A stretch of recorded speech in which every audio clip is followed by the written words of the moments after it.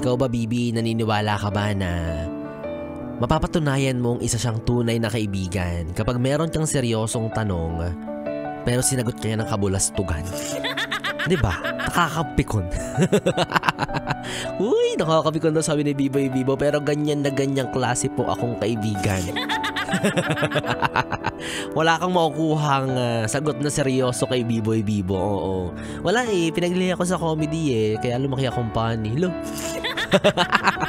Pinilit. Pero seryoso mga yes friend kong Bibi, alam ng mga kaibigan ko yan. Hindi ko alam kung minsan kung sanay na ba sila or pinagtsatsagaan na lang nila ako kasi ako na lang yung kaibigan nilang pogi. Wow! buhat na naman yung sarili. Nakakainis naman. Mabalik tayo sa'yo, yes friend, no? Ikaw ba, kailan mo huling nakasama ang iyong mga barkada? Mukhang mahaba-habang backtrack yan Mukhang pinag-iisipan mo talaga ng mabuti kasi medyo matagal na nga rin talaga, no? Kailan yung huling beses na muntik ka nang mamatay sa kakatawa dahil sa kanila? Which is kung iisipin, grabe no, nakakamiss yung ganong feeling. Nakakamiss yung gunitain or sariwain, alalahanin yung moment na halos hindi ka na makahinga sa kakatawa. Diba, na kahit ang hirap-hirap gawin nun or maranasan yung ganong sitwasyon, pero na-enjoy mo talaga yun, masasabi mo talaga na sobrang saya.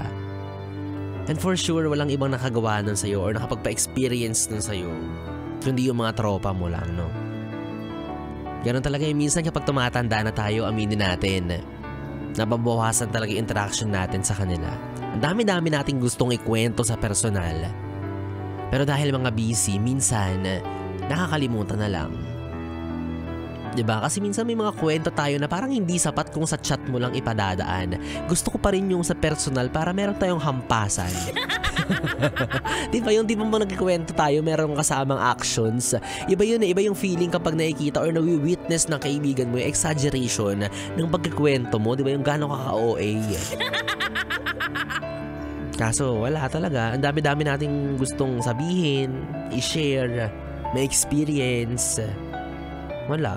May mga times din na kapag meron kang bagong, ayun nga, karanasan, diba, na experience, naiisip mo sana kasama ko rin sila dito. Kasi feeling ko mas magiging masaya kapag sila yung kasama.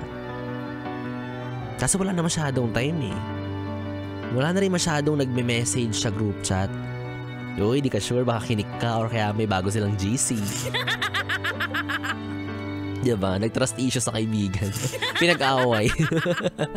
Diba? Malay mo naman meron silang bagong group chat, wala ka lang talaga.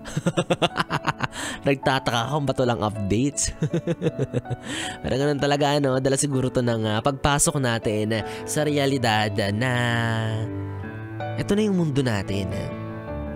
Dito na tayo Sa mundo kung saan tumatanda na tayo, nag-iiba na yung responsibilities, which is yung trabaho, sariling pamilya mo, diba? Hindi na siya yung gaya ng dati na puro lang happy-happy.